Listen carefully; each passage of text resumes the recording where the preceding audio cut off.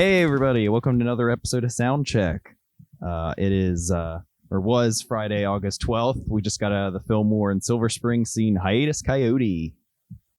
Oh my god. Like it was bliss from start to beginning of just R&B gospel goodness, like Neo Soul, which just really hits everybody. And honestly, this was a sold out show. I think the Fillmore held like 2,000 people today. Like we were waiting in line for about like an hour, 45 minutes maybe, and it wrapped I think a solid block around the Fillmore. And today we're accompanied by our good friends Delano Wilson and Aaron Scott. Would you please introduce yourselves and tell us more about y'all? This feels weird. Well, my name is Delano. I work IT by day, and I'm a rapper at night. And yeah, that's about it, honestly. Just doing my thug thizang all the time. I've never been on TV before. I'm a little shy, actually. Great to be here. I'm a passive freelance artist, and I also dabble in the music from time to time. Very inspiring. Thank you for having me. Welcome. Thank you for having us. I also just dropped a mixtape called Dad Shoes. Oh yeah, good mixtape. Check it out on all platforms once if you can. If you don't want that fatherly advice for today, that's fine. Be a lost human. I don't care. All right, my bad, guys. All right. So, would you please tell us your experience about the concert today? Because I'm still in shock and like what I just saw. I guess we can go into detail, and I think, yeah. So I've been listening to Hiatus Kaiyote for a couple years now, actually, since they dropped their second album, Choose Your Weapon. Yeah, I think it was a mix of Aaron and one of my other friends that got me to kind of like dabble and listen to them, you know. And Swamp Thing definitely was one of my favorites off of that album. And they played that tonight, and it was exquisite. You could tell they put in a lot of time, a lot of energy, there was a lot of progress and a lot of synchronization, and that, you know, everybody was on the same page, and it was a beautiful thing just to see everybody just acting as one unit. And even when one was down for a period of the night, they still was just playing, and they were supporting them, and the crowd was supporting them. And as soon as that bass line rolled in, I was like, oh, he deserved that. Feel free to grab the mic. Slide in there. Okay. Ditto to all that. The shock is still there. The euphoria. I've never been to a show that actually consistently played for 2 hours. The fact that Napalm as a singer could even still hit the notes that she does in the albums accurately live, it gives you a little tingle. Even more too. Like she added some extra pizzazz. Like her lows are amazing. It's the bottom of your spine, tingle shoots straight to your head. What do they call it? Your third eye chakra. It's fuck. I gotta say, overall, great show to be alive for. Oh yeah. Heck, even some of the new songs that they did. From Mood Variant, their latest album. Mood Variant. Heck, even one of them I was surprised. It was like a newish. Like they almost got a little primal in there. Like they were getting really like, kind of like, you know what I mean? They were getting a little grimy. Yeah. Oh yeah. In the middle of the set, they were like just kind of like hypnotic, like heavy visuals, like chaos, and kind of like they were throwing in like Nintendo sounds or like electronic sounds, and the drummers just going off too. Oh my gosh. Yeah, they all were just feeling like this incredible energy, and like the crowd itself was very, very energetic. Definitely want to throw out there too, like it's one of the situations I think you find when you have a really good headliner, a singer, frontman, I guess is the term. Front woman in this case. Front woman in the case. Yeah. Or actually, I don't know what she identifies with, but that's fair. She I guess she's a great band leader. Like you gotta give props to that whole instrumental section and the backup vocals, because that's those backup singers really add that emphasis to her vocalization, which make that nice, wow. Like that, I was actually really surprised when I saw like the backup singer, because that really like added to her vocal harmonization, like on the album, kind of like seeing that become into fruition, like just amazing, like her hitting those lows and then the backups like harmonizing with the notes that she was hitting. It was just fantastic. Just like it was, I think, better than an album. Sometimes like shows like these like makes you want to revisit albums that were good, but like now you have like something attached to them to like remember by, so it makes that album experience even better. So if I could ask a question, so would you prefer I'm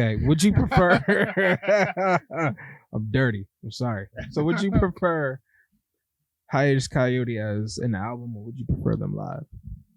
Oh, honestly, like the album itself was great to begin with, but now like seeing them live, I it's a better experience live, to be honest. Like you get in the mood whenever you hear them through your headphones, and it's amazing. It's blissful. It's very soulful, to be honest.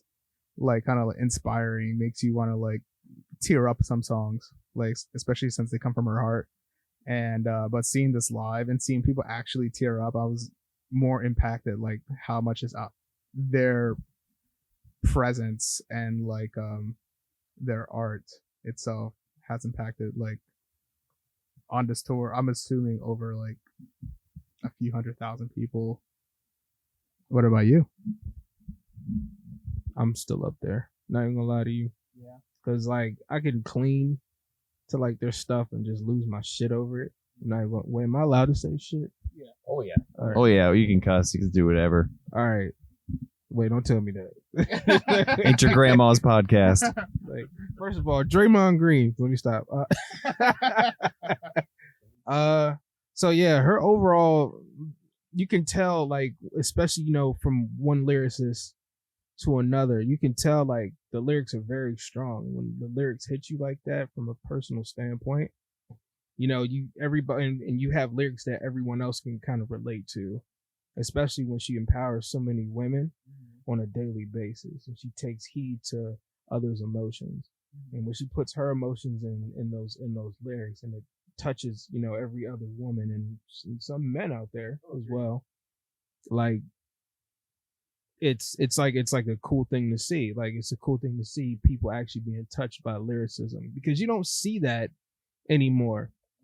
You don't see that anymore. You don't see people actually being like impacted by lyricism as much as you see like some of the past greats, like Phil Collins. Phil Collins will get you in your mood quick. Oh, yeah. Tarzan? Yeah, like he made Tarzan. He made Tarzan like, what the fuck? I was like, he really didn't have to do that for us, but he did it for us. He did it for our childhood. He really did it for our childhood. Elton John, another one. His lyrics really impacted people. Fucking Nat King Cole, for God's sake. There was a lot of people struggling back then. You just don't see that anymore from a lot of artists today. But then again, I could also contradict myself in saying that everybody's different. I've seen people cry over Lil Uzi, for God's sake. It's weird. And I was like, yeah. Oh shit. That really emphasizes like, and it's hard to say really like genre this day and age, but hot damn, neo soul is how I first saw them like categorized back in like 2012, 2013, or 2014. I don't know what time period it is. My God, like they really do hit it. Heck, that one song, just the part that really hit me the hardest, when she was like, forgive your enemies because it's harder. And it's like, yes, absolutely. Tell me the truth. This is the truth I need to hear in this format because it's so compatible. You make it easy to hear the truth. And it's beautiful. Hot damn. you tell us more what happened during that song? Off to some people onto the side of the bar. Okay, a little side antics. So we randomly, and also during like one of the most beautiful like slow songs, a bit of violence ensues. All we saw was flashing lights and that distinct like clap of skin on skin contact. It was not sex. Spoilers. Somebody got their ass beat, and security hopped on that quick. I must say, props. Oh, yeah. Fillmore for having a tight security. Agreed. Because those people got escorted out quite fast. It's crazy. Yeah, I did see the flashing lights, but I thought they were like doing Morse code to like the other bar or whatever. And I was just like, oh, okay, during the middle of a song, okay, whatever. Hello, Brian. Hey. Yeah, I haven't chimed in much. I'm kind of the odd one out at this show. I am not as well versed with Hiatus, and I kind of like tried checking them out before this show to get acclimated, and I liked it. It was a vibe. Chivalry Isn't Dead is my favorite song. The bass line in that is gargantuan, and it definitely held up live. I loved that shit. I definitely preferred it live to their studio albums. Like it just there was just a much more tangible energy live that just isn't quite captured with the album. The backup singers, I was, really paying attention to like the drummer, the bassist, the keyboardist. It was just like groovy AF. He said it.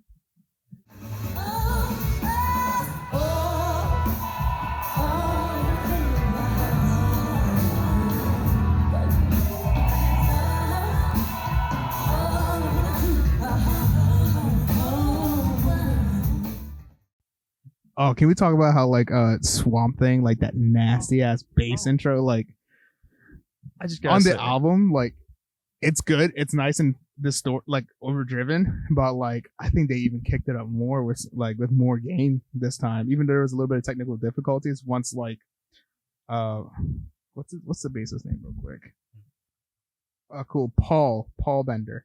Yeah, Paul Bender comes in with this nasty ass like nasty in Swamp Thing, especially like I actually had a discussion with my friend Joe on the way back from Ohio like last week. We're talking about like how different genres can have heavy moments, and he brought up this song Swamp Thing, and I totally agree. Like just that section, the way to start off that song, it is grimy, it's heavy, it's dirty, it's groovy, it's just everything you want. And then they come in with this drunk feel. For those who don't understand what drunk feel is, it's kind of like a Dilla beat, where it's just kind of like kind of not jarring, what's jagged a little bit, but like the thing with the drunk feel is kind of it drags a little bit instead of being on beats a little before the beat, kind of just creating this slow drunk motion, like how you would feel when you're intoxicated. So if you ever hear that term drunk feel, it's kind of just means it drags a little bit more, a little off time, but still being on the beat on purpose, like off on purpose. Back off of that, I'll go full circle. Just with like all the sound effects the keyboardist uses, as you said earlier, kind of having that video game sound, and the drummer just being skilled enough to accompany that for some of the newer songs too. It almost made me think of like breakbeat stylings. Like he's playing fast, he's playing rhythmically challenging, and yet the bass and the style of the music maintains the shift while he's just kind of breaking down over here. And it's like, oh my god, like what is this like build up in my feet while there's something in my stomach and in my chest? It's all over the place. It feels good, but it also feels challenging at the same time without it being too intimidating, as some people can be a little shied away from that technical jive. It's good though, tasty. And also I just gotta say, very hyped that they played Swamp Thing. Like, my god, I love that song. I want that song to be in like a movie. Like that's an intro and someone's coming in the door or something, like some dark room, and it's like John Wick shit or something. It's badass. shouts out to Perrin Moss, the drummer. Like he does an amazing job. Like the whole Hiatus Kaiyote thing is just like heavy gospel influences, and I think Napalm heavily is inspired heavily by Erykah Badu, and I think you can definitely see some of that in like some of her experimental songs and more of her R&B songs too. And I'm glad actually they played By Fire. That's my favorite song from them. Like when they like did that close, like second to last song, quote unquote, because they came out with an like encore with 3 extra songs, and they like played Breathing Underwater and Borderline. Like, oh, so good. Yeah, no, they couldn't. They were like, I guess we'll do one more like 3 times, even though they were tired. I can definitely understand it. Like the production value was insane today too. Like it was like one of some of the coolest like visuals I've seen. Like what was that word? Brent? No, not is that what it's called? Sequins? Yeah. Oh yeah, they had this like little banner with a bunch of sequins on it. Like the thing you see on pillows where you like rub your hand on it, turns into a different like picture. Yeah, you gotta play around with it, do whatever. Yeah, those fish scale looking things. And like I thought that was cool. It was the first time I ever see that. First time I ever seen that. And like I can tell Napalm definitely vibes on giving vibes, because like she in the middle of a song she got this like spray, like she sprayed it on herself, and I was like, she's really trying to like create this vibe. She's like in the mood, in the moment, in the mood variant. There in the mood variant. And God, like from what I could tell from Perrin's drum style, I can definitely see he's definitely influenced with like samba and like bossa nova style of music, like very South American grooves. And I think that adds like a different flavor to like your typical neo soul band, and kind of like what sets them apart, like what makes them known and like really popular. And I also understand that Napalm, before she got really big, before Hiatus Kaiyote got really big, she was like homeless, living in her van for a bit. Yeah. And we were talking earlier, like how like sometimes you got to live through stuff that like go through the hardships of like seeing your dreams come true, and got to live through the shit you don't want to live through in order to like live the life that you want to live. And like I can tell it's definitely paying off, and like God, I want her to keep doing it. Heckin' yeah.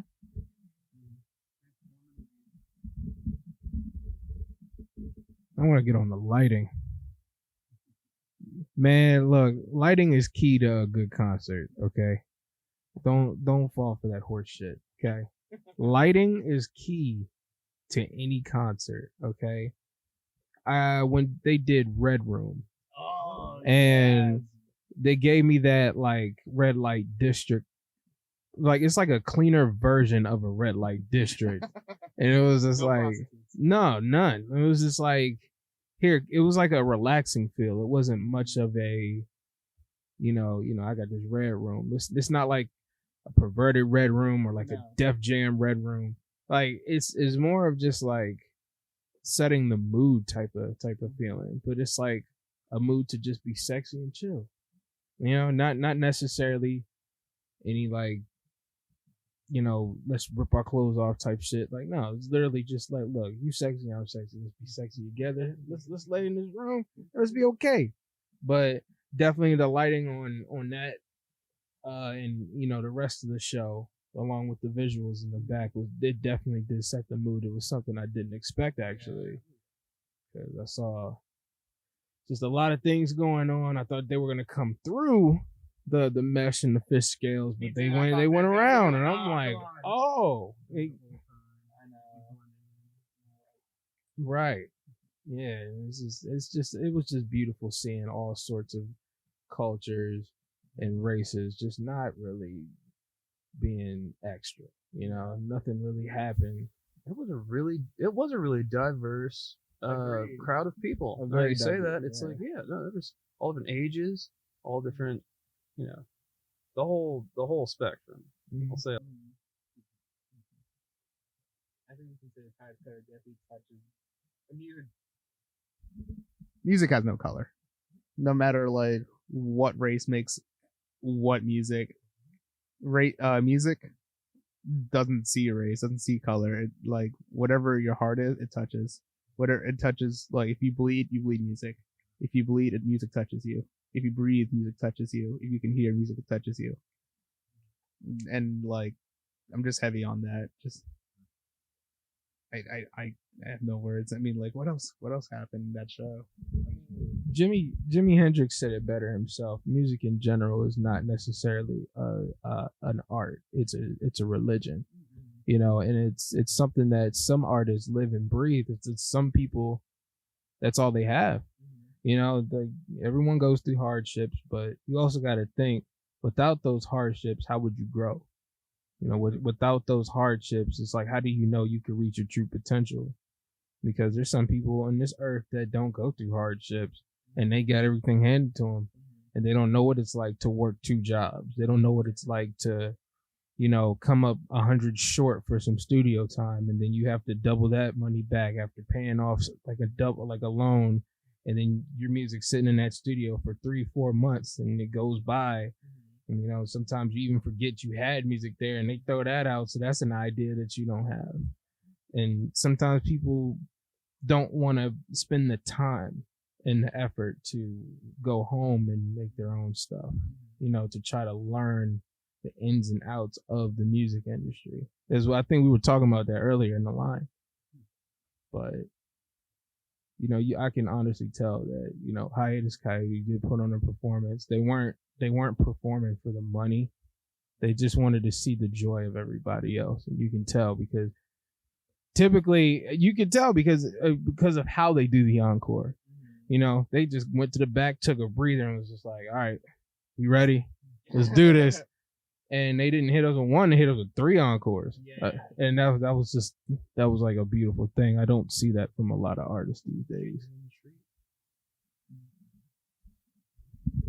I'm so sleepy. I'm so glad you all have carried this episode. Yeah, I mean, I did love when the crowd was vibing. Like for the first part of the set, I was like more so in the crowd, and then later I went to the periphery. But in the beginning, when you were there, a part of the crowd, and everyone was super into it, just the way people were like flowing back and forth. It was like everyone was sort of like in this, like, not even a momentum. They were all just like a part of the same wavelength. I don't know. It was just really cool to be a part of. I agree with that. Anyways, can we talk about the fucking prices for shirts nowadays? Like merch. Like I was in line gonna get a shirt because I was contemplating, like, should I get a shirt in the beginning or the end? I should have gotten the beginning. But recently, like, the prices of shirts has gone the F up. How much were they? The cheapest shirt I saw was $45. Yeah, I was just like, nah, swerve. Like, I'm not gonna do it. But then after that amazing performance, I was like, yeah, I kind of want to get a shirt. I don't care. And then, like, I think they literally sold out of every shirt that I wanted, and I was just like, I kind of regret not getting a shirt, but whatever. There's online stores. Actually, it just reminded me. At one point or another, there was a bit of a collaboration with a really big artist, I believe, on the West Coast. I know their Instagram tag is Squid Liquor. I'm sorry, don't ask me the name. She's great. They go by she. I don't know, but that collaboration was dope. You saw a few people walking around with those patterns on their shirts. It made me think, like, is that a limited run? And it actually, even some of the shirts you could see in the beginning of the show, I feel like I've never seen them online or anything. So it was like, maybe these were one of those types of, you know, limited run types of deals where they really paid like a graphic designer for sure to create this, and which adds to that uniqueness of, like, you know, this isn't a commodity in the same sense as, like, this will always be here. This has both sentimental and physical value. It's kind of an oddity, though, when you think about it. It's like here we have this whole, I mean, like I said, music, religion, it transcends physical boundaries that we create for ourselves, and yet there is still also something to be said about the physical, which can manifest as shirts and merch that we can attach our sentimental value to.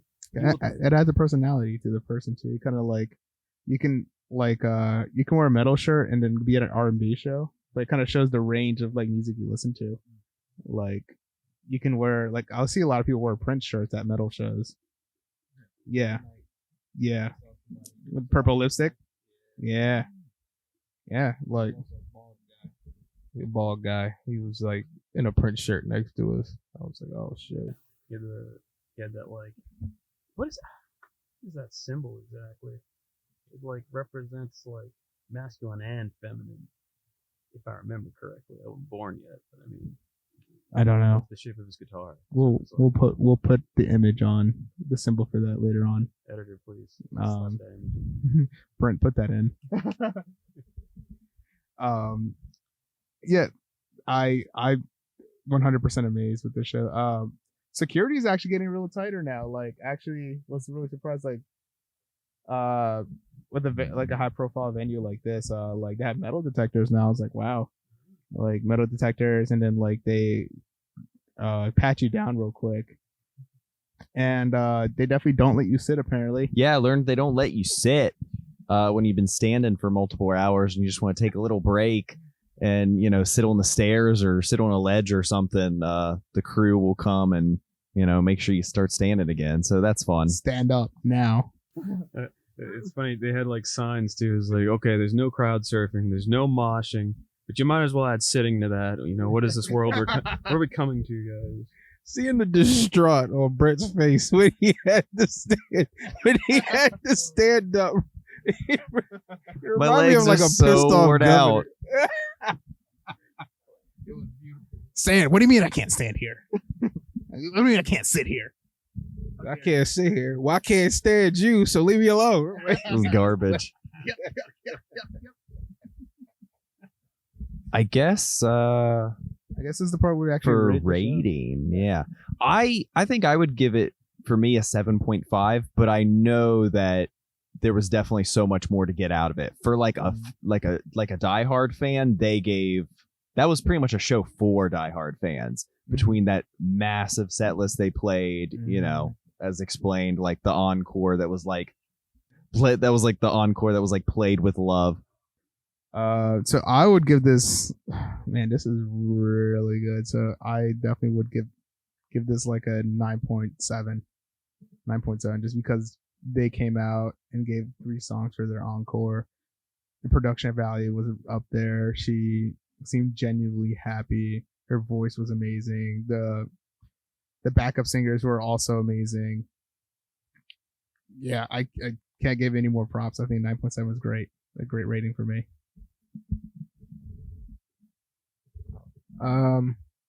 As far as a rating, I would definitely give it a 9.5. It's just amazing. Her breath control was amazing. The way she used her diaphragm when she sings is just amazing. You can tell by her posture that, you know, her back was hurting just like everybody else's back was hurting, but she still pushed through like, you know, like a soldier. And it was really nice to see everybody just on the same page. You just caught a good vibe on stage. You even had the guy on keyboards, the drums, and the bass kind of look at each other just to make sure they're all good. Just be like, not even like you're messing up, like stop. But it was just like, you good? And like, you good? Okay, I'm good. All right, now let's drop this. Boom. And then like they just, it was very synchronized, and I enjoyed everybody's energy on the stage. So it was definitely a 9.5. Well, honestly, it's hard. I don't want as an actual like just their performance. I think I could give it a solid 10. That's probably one of the best shows I've been to in a long time. And also, I replayed the hell out of their first 2 albums. Like actually, like it's one of those things like when you go on your little Spotify end of the year, like, oh, what's your most played? It was Hiatus Kaiyote and Thundercat. But don't get me started on Thundercat. as an Yes, I did. I would say as an overall show though, I would probably say like 9.52, only because of the limitations of the venue and the crowding. In which case, what I mean is like there a little more space. You talked about that swaying earlier. I feel like you could, and all the people dressed up, all that energy from these, this very diehard fans, and you get that vibe immediately at the door, and it's like, I wonder what y'all would have done with a little more, space to kind of like do your thing, because the music at times is very like, you have some leeway to really get expression it, and I think there's always room for that. But again, like I said, like, phenomenal show. Awesome. So I guess we'll wrap it up. This has been Soundcheck. My name is Walter. My name is Leno. I'm Aaron. I'm Brent. Thank you to our guests. Had a great show. Had a great night. Thanks for tuning in, y'all. Peace. Peace.